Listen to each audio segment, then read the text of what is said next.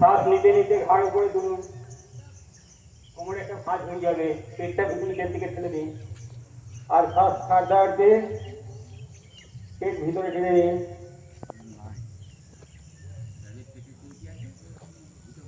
এরপরে ডান হাত আর বাম পা শরীরের সঙ্গে এক সমান্তরাল ভাবে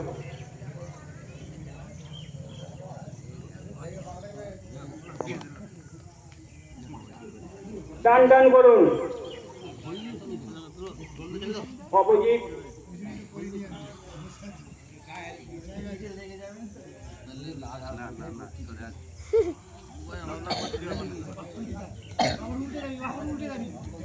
এবারে কোমরটাকে হাত নিতে নিতে কোমর পিছনে নিয়ে যান,